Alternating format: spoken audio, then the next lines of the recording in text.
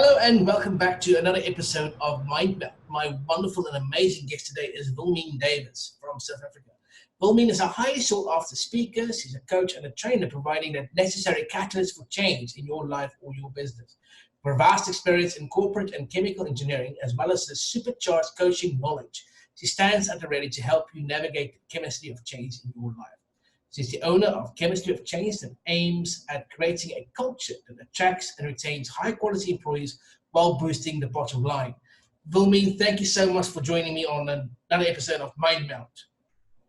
I'm excited to be here. Thank you, Brant.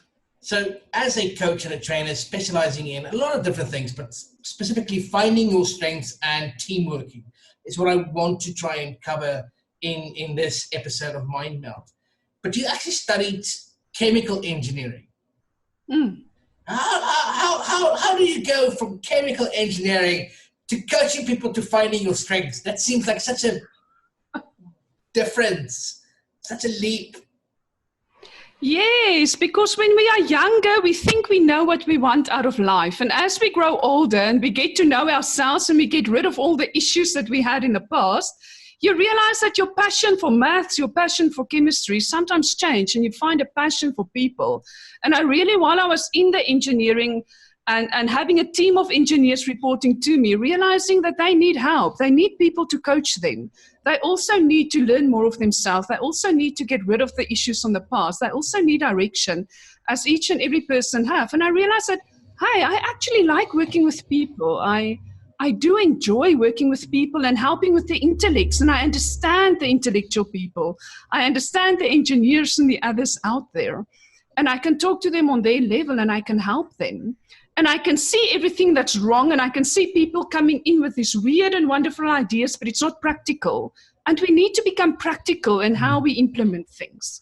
In a creative way, we can't do it without creativity either.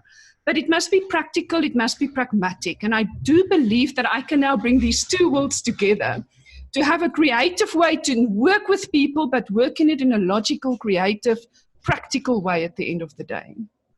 Absolutely.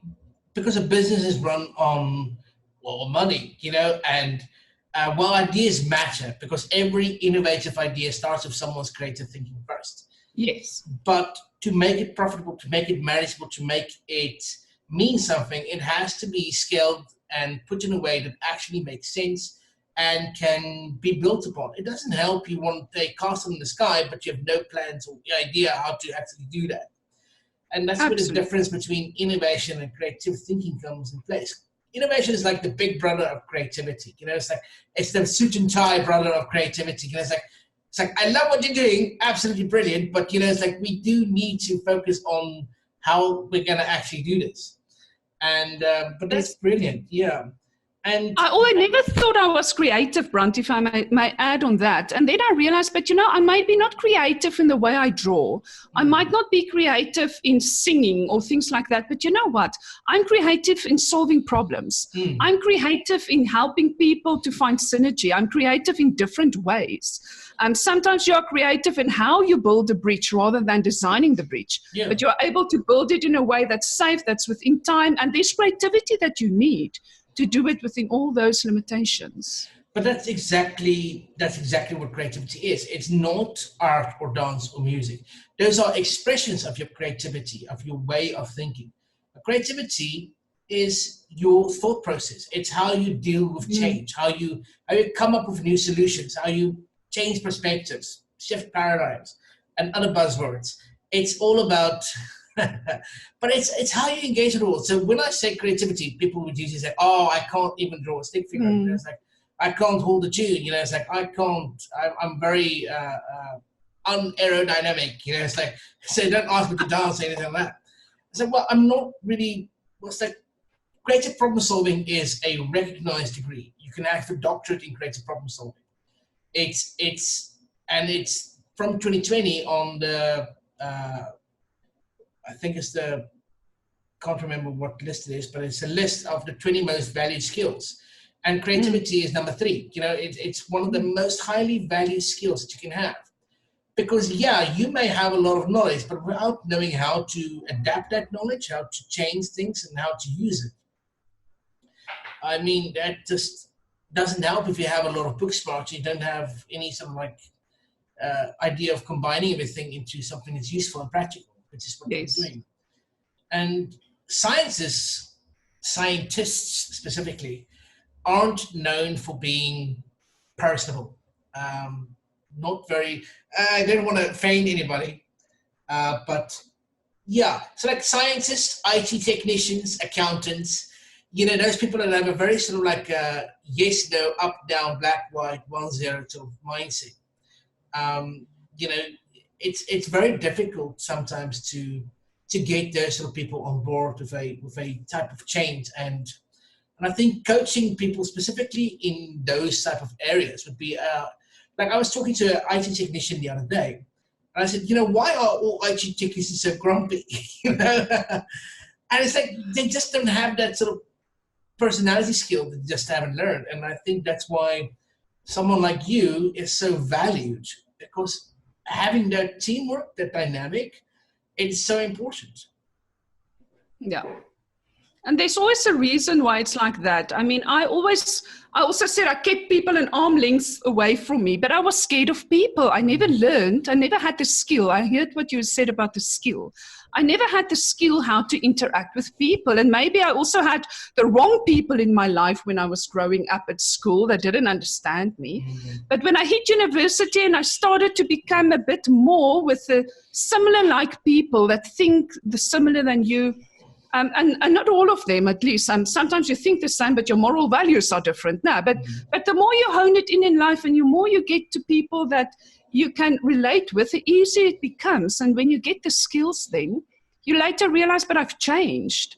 And it's me that has changed. It's not people that have changed. And I'm not scared of them anymore. And for me, that was a journey that I had to be on, realizing that most people are scared of others due to what happened in their life. And we just get over that, it starts to become easier. And especially the more we accept each other, the less scared we need to be of the other people out there.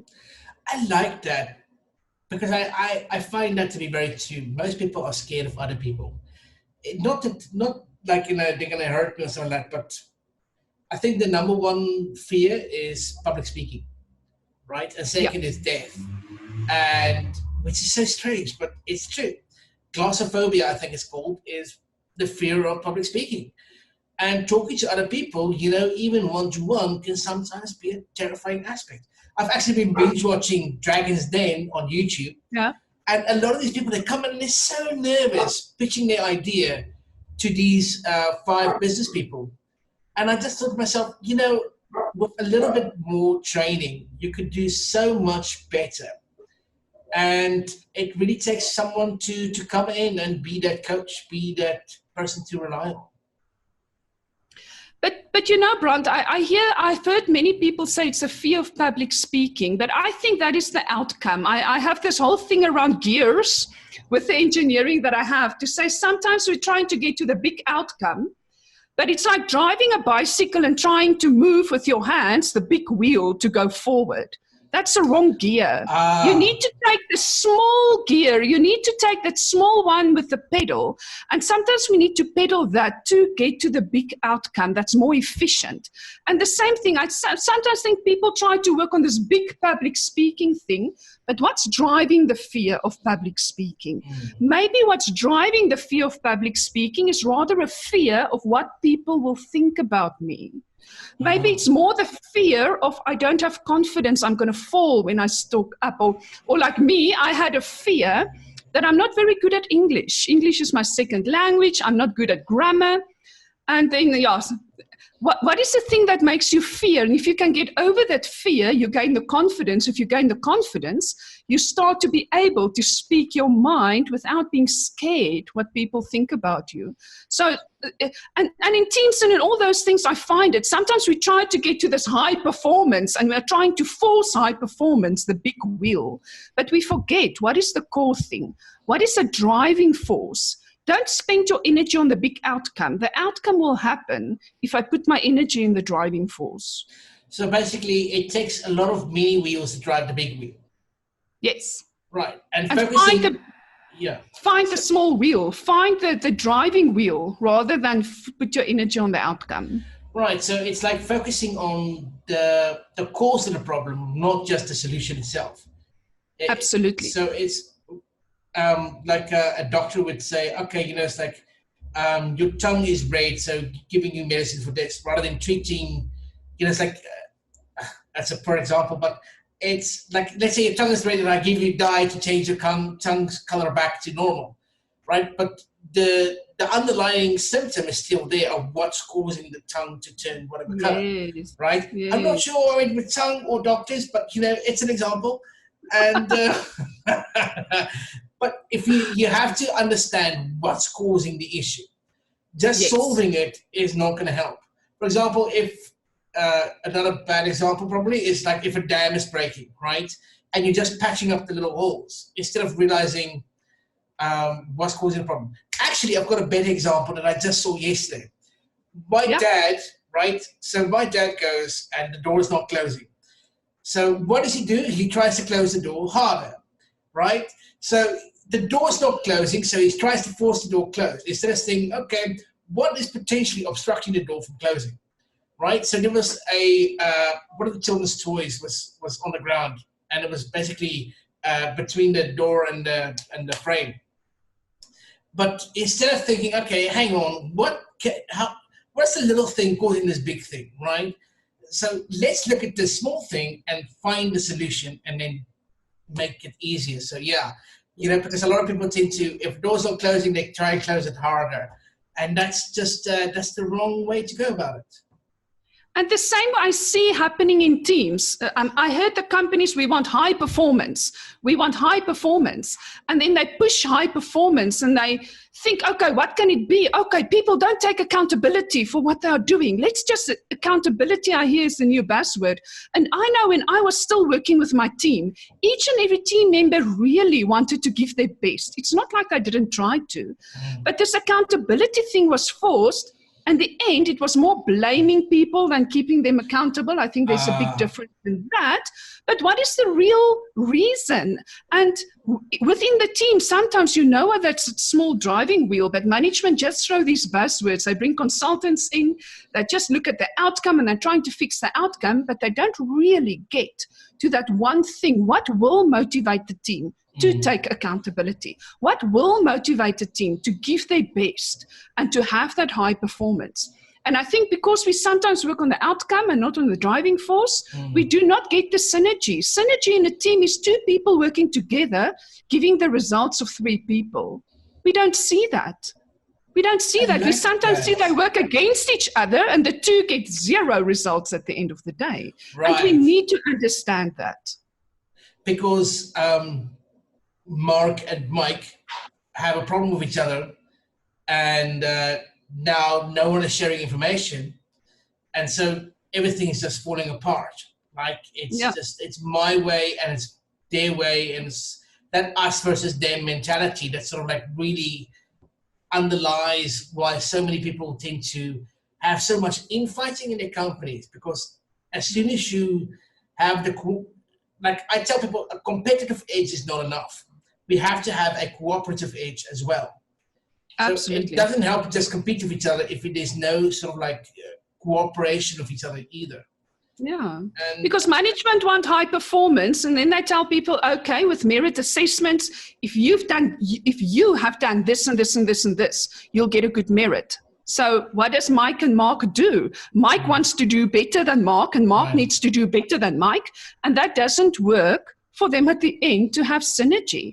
But if the measurement at the end, or the real thing rather was, Mike, how can you improve Mark's work? And Mark, how can you improve Mike's work? How can you work together? I love that. Will we not get the results that we want at the end of the day? Because we all have gaps, right? And so let's say Mark has some gaps and Mike has some gaps, but together they make one decent person, right? And by working together, they do the work of three people, right? Because they're one awesome person.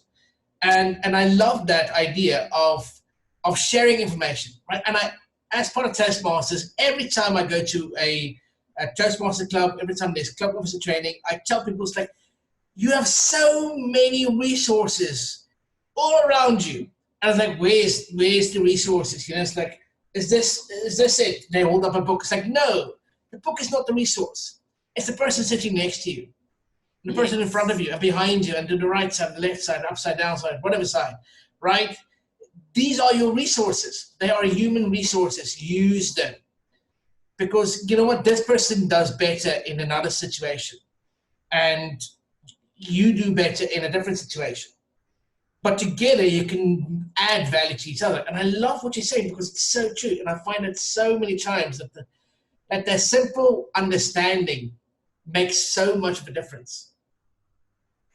I have this whole speech, Brant, about me, Mr. and Mrs. Carbon, playing a little bit on my chemistry of change thing. And we know carbon is the same. But carbon have three triplets. Carbon you find in, you can find carbon in diamond, you find it in coal, and you can find it in graphite. Now, if we want to do energy, and you know in South Africa, our very interesting energy problem with load shedding, we want consistent energy in a team at the end of the day. We don't be load shed or cut off like we are currently doing. But what will happen if we throw diamonds with coal in the beginning of this whole energy system of making energy from coal? That will be a stupid thing to do.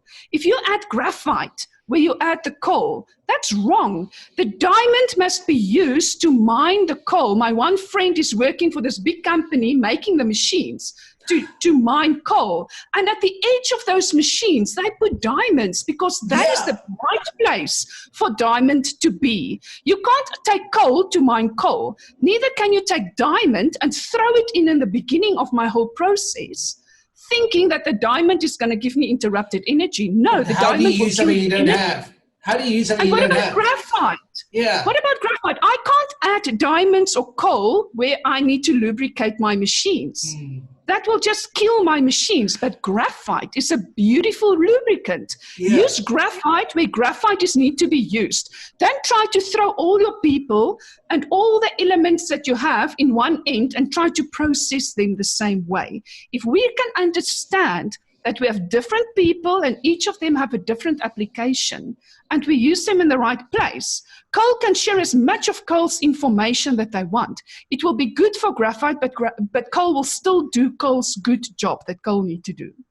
But I love that, and that's really what the whole strength finder thing is all about, right? Yes. For example, I tend to rely quite heavily on the Nephilim brain instruments, you know, about finding the way that one too. Yeah, and it's brilliant because, I mean, there's a lot, right? There's this the Herman Ball brain theory, and there's the multiple intelligence theory, and you know, there's disc profiling, all kinds of things, right? To be able to understand what is something that you really excel at, and where that best place you.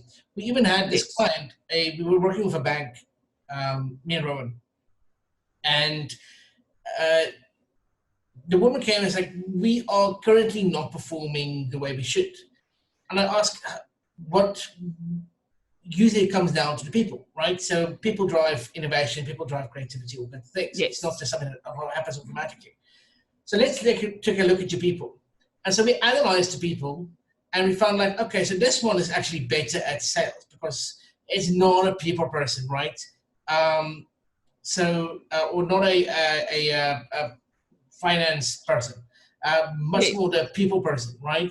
So sitting behind a desk, analyzing spreadsheet is probably not the best place for you.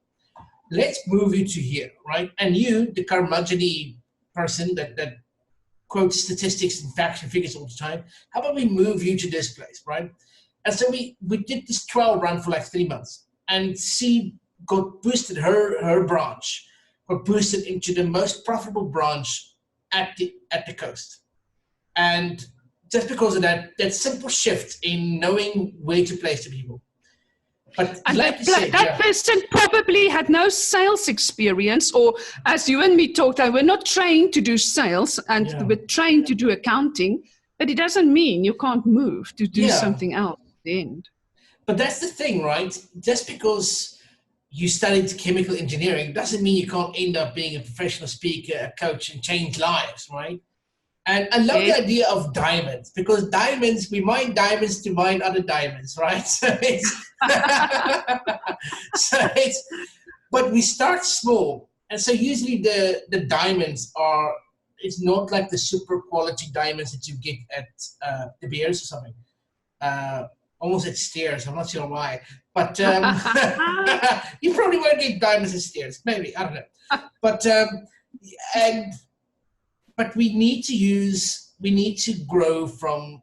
Everybody wants to start in the back end, right? Everybody wants to have success and be innovative and high performance and all kinds of buzzwords that people throw around. But without a management that actually understands that we need to develop the people from when they come into the company, that's not all they are. There's so much more to it than that. They have the potential to be more, because eventually I want that person to be happy in their job. And that's where entrepreneurship comes in. Having all the qualities of an entrepreneur, but in the company they're already working with. And I love this idea that we have different people, and we have to understand that we are different. There's no shame in being different, right? And finding your strength, finding what you can excel at, and getting in a coach is not an expense. It's going to add more value to your business. Yes, because you know what? I've been in corporate chemical engineering for, I think, 16 years. And in the same company, just different departments. In the same company, there were years where I loved what I was doing. But in exactly the same company, there were years that I wanted to pull my hair out. The same job, the same company, or the same thing that I've studied. What is the difference? And when I uncovered the Strength Finder and I understood that certain types of jobs will energize me, other type of things will drain me. And if you as a manager and a team leader can understand that of your team, this person, it's still a chemical engineer. It's still within the same job description, but just these type of jobs within chemical engineering will energize this person more than these others. If you can understand that, you already have someone that will excel doing what they are doing. Because I'm the same person, my inner drive has been always exactly the same. My personality didn't change, my inner motivation didn't change, but the type of job that I was put in changed. And that made such a big difference in my performance. I also like to tell people, let's go into strengths. Let's understand the strengths. But that is a bit one-dimensional now. If we can think of an atom, if we look at the atomic level, there's certain characteristics, there's certain things that's making you special. Every atom is uniquely different than the next atom. So let's first understand that. But the next one, let's see how these different atoms interact and make molecules. Then all of a sudden, we go to a two-dimensional level. It's going from a single line to a square. We bring in that other dimension. And now let's add values and morals and culture and team interaction on top of that. And we go from a square to a cube. We add that third dimension. We go from a molecule to a compound.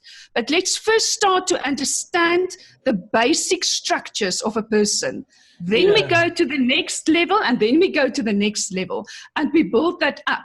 And that will help us to understand the chemistry of teams, the chemistry of change, the building blocks of what people are made up of. But I love that. It's finding the core person that you are. For example, let's say you are at your heart, right? A very direct, forceful, take charge kind of person. Putting that person in the back room, not allowing them to say anything, it's not growing them. So understanding who that sort of person is. For example, me, if you put me in a room with four walls, no sort of like outlook, I not do well. I need to be out. If you tie my hands, I couldn't speak. It's like if I aren't allowed to express my creative nature, then I will not be able to function. If every idea I have gets shot down, if you are the type of leader that says, it's like you've never found a good idea that you didn't immediately dislike, it's not going to flourish that sort of person. But if you can encourage that person, like, I love your ideas and your creativity. I love how you are so direct and forthright and take charge kind of person. Can we put you here? And can we develop that more to add, your third dimension of thinking?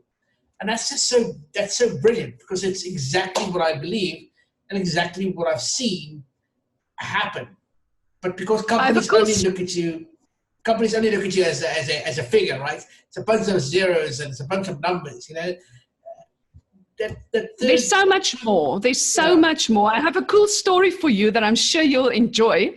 And it's an adaptation of the speech that I did at the PSA midterm convention. And it is, if we are all hydrogens, imagine you're a hydrogen, and imagine you as a hydrogen now need to go and connect with sulfur, because that is what the company expects you to do. What do you get when you connect hydrogen and sulfur? You get hydrogen sulfide, which smells like rotten eggs. So if you who are hydrogen are in the wrong place and the wrong time with the wrong things, you're going to smell. But if your hydrogen are connected in the right place with the right thing like oxygen, you'll get water, you'll get H2O. And what is water? Water is a life-giving force. It's a positive thing. And that is also what I like to explain, that you are you and there's nothing wrong with you. It's always what is wrong is the situation that it's been put in, or the other things that's added. Add the right things and bring that beautiful molecule that's life-giving, and don't become a rotten egg. Don't become a rotten egg. I love that story. That is such a beautiful, genius story. Because now I'm thinking, it's like, what other elements can you combine, right, to make an explosion, to make like we just had a guy doing training and he was an explosive expert. And he's saying, okay, but if we take this and take this and take this, we got dynamite. It's like, what? That stuff is like in my kitchen. You know, it's like, and it's just so cool how we can combine these different elements to make something that's better than its sum of the parts. Yes. You know, and I think that's what coaching is supposed to do for teams and building teams. It's supposed to make you better. I know management likes to throw out words like high performance and synergy and, you know, Six Sigma and whatever, you know, whatever else is trending. But they have no idea who the people are that they're actually leading. And it feels such a shame to get in a coach and then that coach has to leave and the management didn't take part in the training. Yes. Yeah, because you can imagine, and I'm all about now chemistry, and that is my whole new brand that I'm doing. That story, by the way. I'm going to use it somewhere for you. It's like, don't be a rotten egg. But Brant, imagine if I want a chemical reaction and I want to make something very specific. I can't just go and throw whatever I want in that reactor. You'll be surprised at what comes out.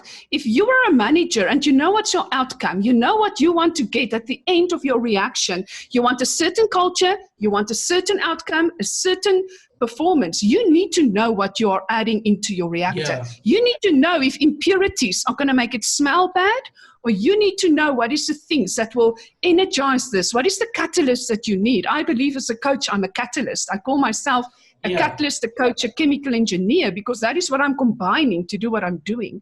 But you as a manager need to know what you're adding into this. Otherwise, you're going to be surprised at all the byproducts and other nonsense that's come out of the reactor. Yeah. You can't add a chicken into a steam pot and expect a bobotie to pop out of there. It doesn't work like that. You need to understand the ingredients. You need to understand the people you are working with. And I think that comes down to what you were saying, you know, is understanding the baseline and the outcome. What exactly do I want at the end of the day, right? At the end of the year, right? It's like, okay, we want more money. Okay, but that's the result of something. It's not in itself, right? Yes. More money will come from what? What do we do to get more money, right? Okay, well, we need to have better sales. Okay, so how do we get better sales? Okay, we need to sell more. Okay, sell more of what? Who needs to do the selling? Yeah. Right? And it comes down always to the people. It comes down to the people. To the people. And I love the idea of, because it just makes so much sense, the elements, right? And carbon, we were discussing carbon, it's the most common element, right? Yes. It's everywhere. We're carbon-based life forms, right? So it's not something going to run out of. But understanding that we all share the same base components. Yeah. But it's what you add that makes a human or makes a dog or whatever. You know, it's all about what you add, what you put into the pot, right? If you want to have a chicken soup, you can't add a sausage. You know, it's like Yeah. Yeah. You can't add a chicken or whatever. And if we understand this and we understand people and we understand one person combined with another person, there might be things that trigger each other. No? Yeah. That they might trigger each other. And if we understand that, we start to talk about the trigger rather than about the person. And now we get to conflict handling. But about Mr. and Mrs. Carbon, if Mrs. Carbon combined with oxygen, she becomes quite volatile. And she can become as cold as dry ice. Because carbon and oxygen make CO2, which is the basis of dry ice. But Mr. Carbon can become quite explosive, especially if he combines with hydrogen, making natural gas, NH4, or with nitrogen. He can become a methane, or he can become something like that that's very explosive. So understanding the people, understanding the different combinations and what we all get to combine, you start to understand the chemical formula, and if you have that, then you can start to manage that to get to the final product that you want. Right, but it's also understanding the people that you already have, right? So let's say you have someone who is a combination of nitrogen and oxygen or whatever, right? How do we use that person, right? Where do we put that person? Yes, in the car, where we need those explosions to get the wheels moving. To get moving, right? Yes. It's not enough to just say, okay, we need to combine people. It's like it's understanding the people that you already have as well. And that's where your base thing comes in as well. How do we add new dimensions to these people, right? Yes. And I love this because it works on so many levels, right? I mean, this is genius. It's like, wow. It's creative. We can go wild with the people and people. I love this. This is so cool because you can have, there's basically no end to the combination of elements that you can combine together. And there's elements that we haven't even discovered yet or created yet, right? I have many stories that I can tell you about elements. More. There's no limit to what we can do. And sometimes, I don't know who came up with pasta or bread, right? Who thought, okay, let's take this. It's grain, right? It doesn't really taste particularly nice. But how about we grind it up and then we add maybe some water to it, egg or whatever, and get pasta, or how about we take yeast and add it to this? It's like, who thought of these things, right? Who thought, true, nah? Yeah. And wheat might not appreciate you grinding it up. Wheat might not appreciate you heating it up. But you know what? We talked about diamonds earlier. Where are diamonds formed? It's formed close to volcanic pressure and temperature, because carbon also needs pressure and temperature to become carbon or coal. Coal also needs pressure and temperature, but diamond is in an extreme pressure, extreme temperature. So sometimes difficulty is not a bad thing. Difficulties help us to grow. Difficulties help us to really get to the core of who we are. And we sometimes need to go through that difficult emotional process to look deeper, to find that core, because that will make you a diamond at the end of the day. I love this. This is so cool. And I want to keep talking about this, but we are at the end now. But I'm now so excited. I'm going to go and get out my table of elements and start thinking where I can combine things. But this is so useful. And I think this is a wonderful way of explaining something to people, especially corporates. And it's like, why it doesn't work to put these people together. For example, let's say a sales team is never a sales team because they're all individually motivated, right? So if you tell me that you're part of a team, then we need to be able to communicate and work together. When you're part of a sales team, then it's basically a bunch of people who's individually motivated financially to do well. But they never need to really talk to each other or actually work together to benefit the company. Yes. And you can't get water with hydrogen and oxygen never combining. Then you just sit with two gases. Two gases, It's like, we have a gas, but it's like, it's not life-sustaining. It's just, but it's so wonderful. And this is exactly what this series of interviews is about, is to just have a nice conversation, add a bit of value, and just have a different way of thinking. Because now I have a lot of things to think about, especially now chemistry and how wonderful it is to see that what you did before doesn't need to be thrown away. That's 16 years of corporate chemical engineering environment. How well you're using it now, right? In a completely different way. And that is creative. Yes. That is creative thinking, and it's cool. I love it. It's just genius. WIlmien, thank you so much for joining this episode of MindMeld. It's absolutely fantastic to talk to you. And yeah, I look forward to having a lot of gas this time. But some helium, hey, with the funny voice. Yeah, some funny stuff, yeah. And I think anybody who watches this, if you have any questions, not specifically chemically engineering related, but about coaching, about teamwork and finding your strengths, maybe contact WIlmien. Her website is wilmiendavisconsulting.co.za. All the links will be in the description for the video. If you listen to this on Podbean or SoundCloud or whatever, just drop a comment and give your views on something. And I'm absolutely certain WIlmien will be happy to come in and maybe do a bit of shaking up and shifting about with your company if you think you need it. WIlmien, thank you again. Brian. It's been a blast. It was fun. And it was fun, yeah. Okay. This has been MindMeld. See you next time.